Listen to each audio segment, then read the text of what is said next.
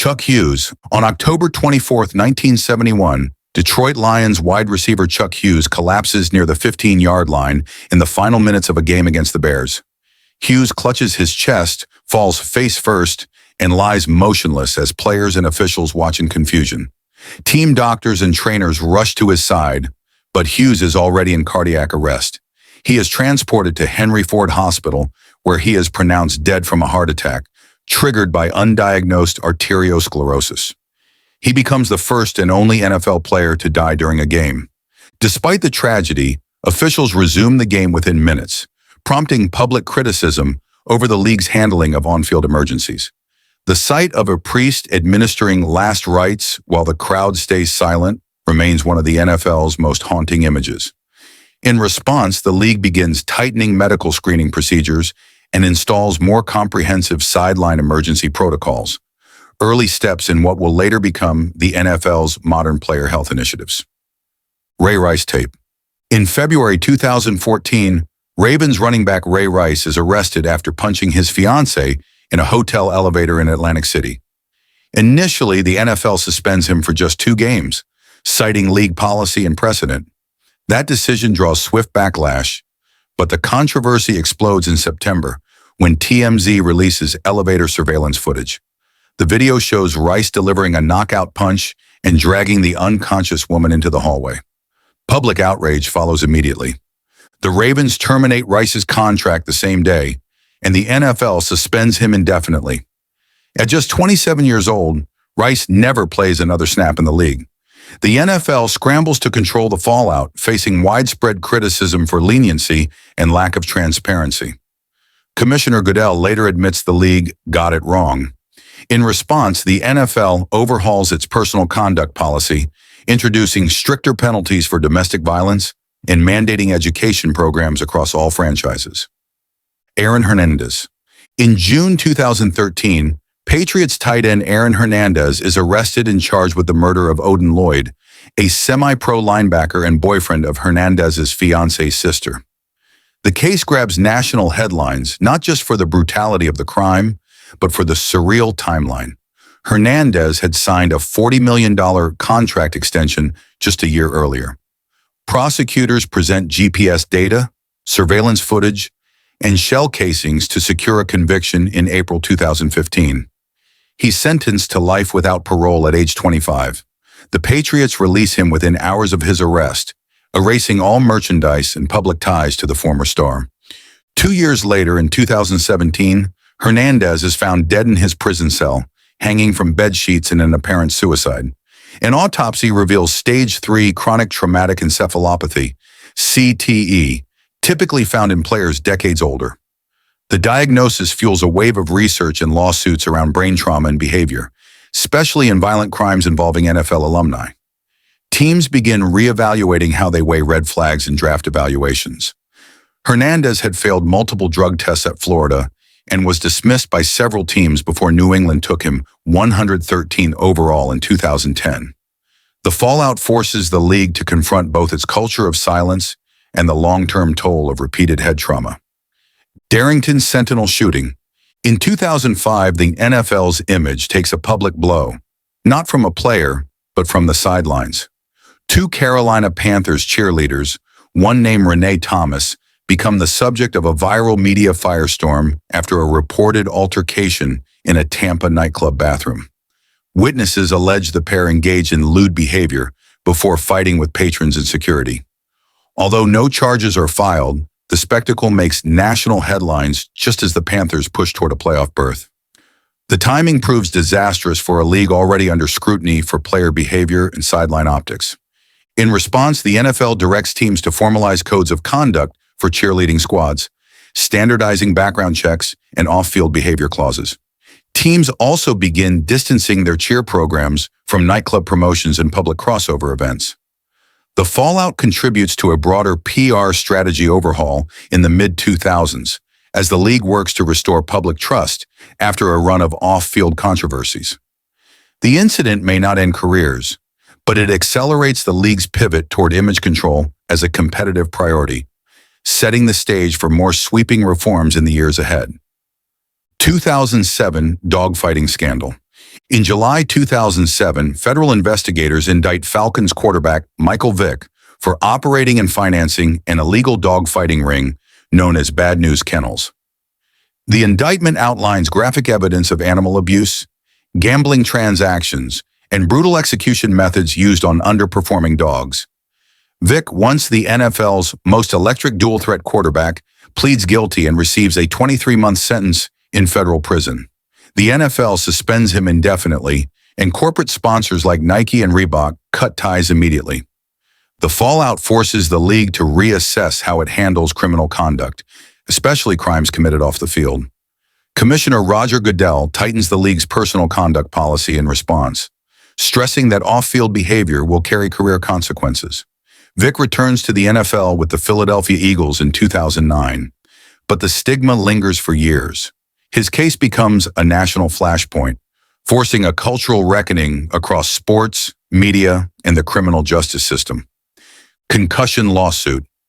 In 2011, a group of over 4,500 former players files a landmark lawsuit against the NFL, accusing the league of concealing the long-term risks of repeated head trauma.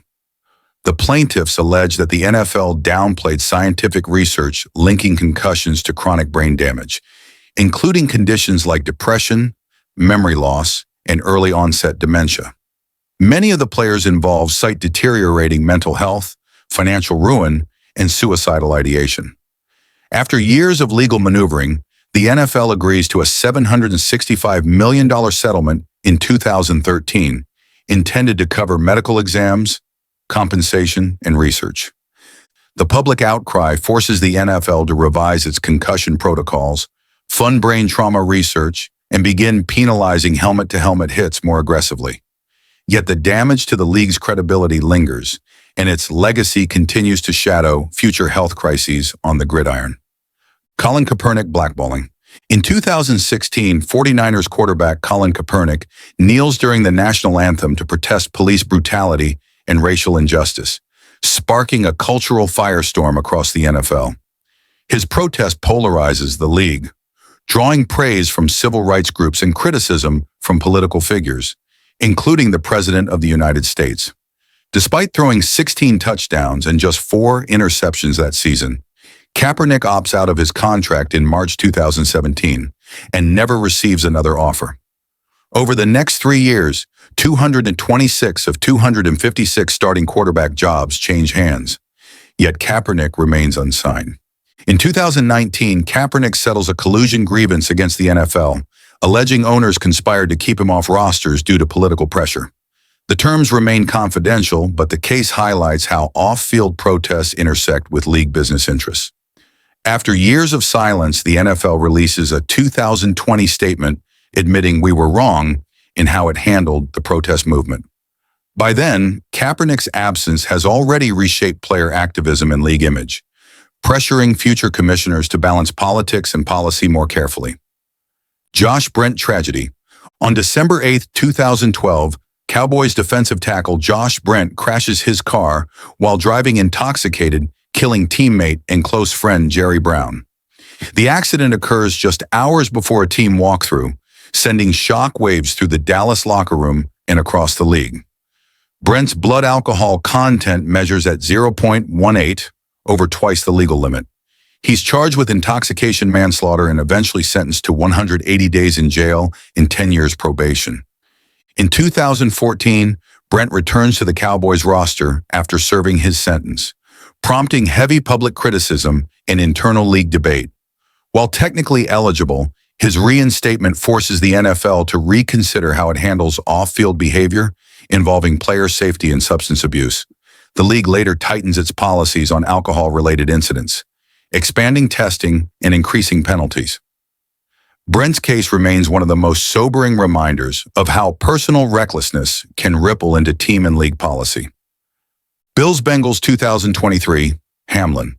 On January 2, 2023, during a Monday Night Football matchup between the Bills and Bengals, Buffalo safety Damar Hamlin collapses after a routine tackle. He suffers cardiac arrest on the field, with team medics and emergency personnel administering CPR for over 9 minutes, as players and fans watch in stunned silence. The game halts immediately, and for the first time since 1935, the NFL cancels a regular season matchup due to a medical emergency. Hamlin is transported to a Cincinnati hospital in critical condition, sparking nationwide concern and an outpouring of support. The NFL responds swiftly, conducting a full review of sideline medical protocols.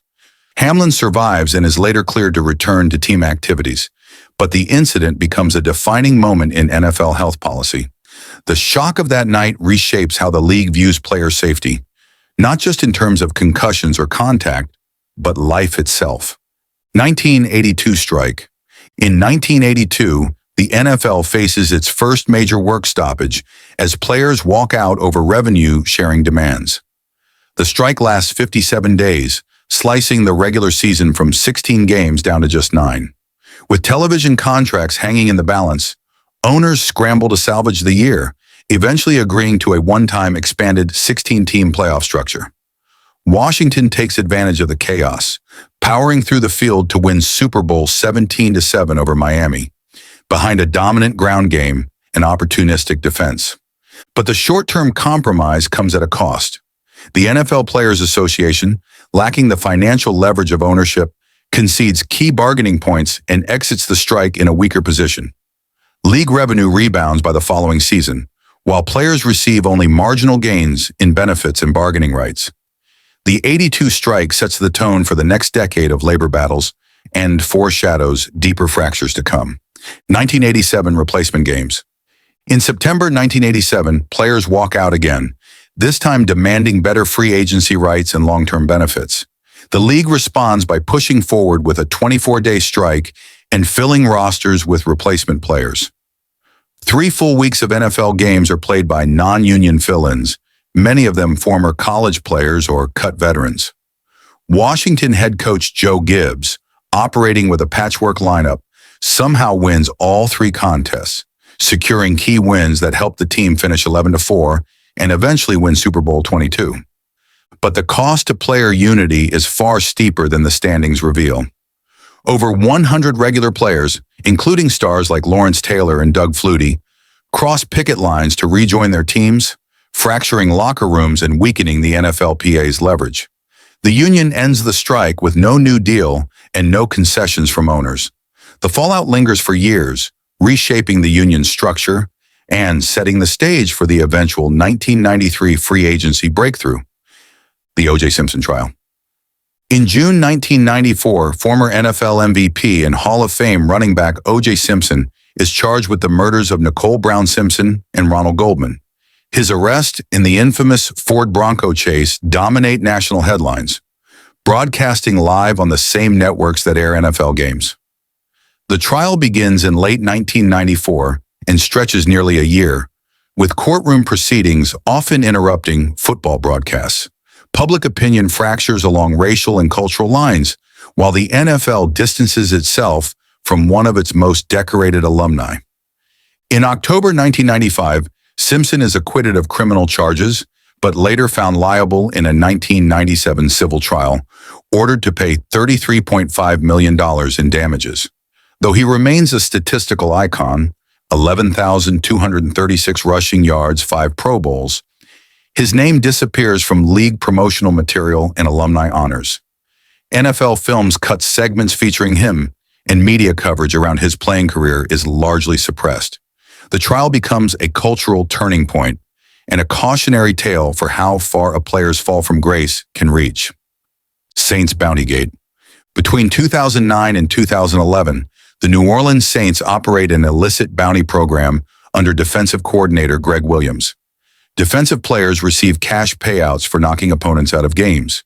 Bonuses range from $1,000 for a knockout hit to $1,500 for a card-off. The NFL uncovers the scheme in early 2012, triggering one of the harshest disciplinary responses in league history. Head coach Sean Payton is suspended for the entire 2012 season, becoming the first head coach in NFL history banned for conduct-related violations. Greg Williams receives an indefinite suspension, while general manager Mickey Loomis and assistant head coach Joe Vitt also face bans. The NFL fines the franchise $500,000 and strips them of second-round picks in 2012 and 2013. Commissioner Roger Goodell calls the scheme a clear and continuing violation of league rules and points to player safety as the justification for the penalties. The fallout reshapes how teams discuss injury, incentives, and locker room speech, and reinforces the league's post-CTE era posture. Pat Tillman cover-up. In 2004, former Arizona Cardinals safety Pat Tillman is killed in Afghanistan during a combat operation. At first, the Army claims he died heroically in a firefight with enemy forces. But weeks later, a military investigation reveals the truth. Tillman was killed by friendly fire, shot by fellow soldiers during a chaotic patrol. The revelation sparks national outrage as multiple government agencies are accused of deliberately obscuring the facts to preserve a patriotic narrative.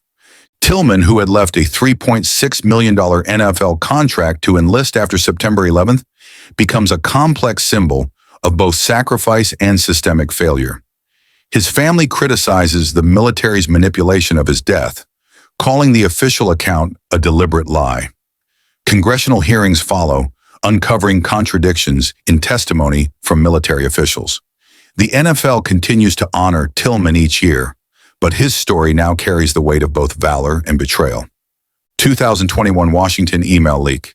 In October 2021, John Gruden resigns as head coach of the Las Vegas Raiders after a trove of offensive email surfaces. The messages, sent between 2010 and 2018, contain racist, misogynistic, and homophobic language, and are uncovered during an unrelated NFL investigation into workplace misconduct within the Washington football team. Gruden's emails had been exchanged with then-Washington executive Bruce Allen, raising immediate questions about league-wide accountability. The NFL confirms the existence of over 650,000 emails, but releases only a handful, prompting backlash from players, media, and Congress. Critics argue the league selectively leaked messages to isolate Gruden while shielding other powerful figures. Despite public outcry, Commissioner Roger Goodell declines to release the full archive. The lack of transparency ignites demands for independent oversight and leaves fans questioning who else was protected in the shadows. The tanking allegations. In early 2022, former Dolphins head coach Brian Flores files a class action lawsuit accusing the NFL and several teams of systemic racism and sham hiring practices. But buried in the complaint is a bombshell. Flores alleges that Dolphins owner Stephen Ross offered him $100,000 for every game lost in 2019 to secure a better draft pick. The team finishes 5-11 that season, good enough for the 5th overall pick, which they use on Alabama quarterback Tua Tagovailoa. The NFL investigates but claims it finds no evidence of tanking, despite confirming that conversations about incentivized losses took place. Flores' lawsuit names not just the Dolphins, but also the Broncos and Giants, alleging discriminatory hiring practices across the league. The case puts NFL draft integrity under the spotlight and raises uncomfortable questions about ownership conduct. Despite league denials, the perception of competitive manipulation lingers, and the lawsuit remains ongoing. If you enjoyed this, I'm going to be posting a lot here. I would greatly appreciate it if you could subscribe. Thanks for watching.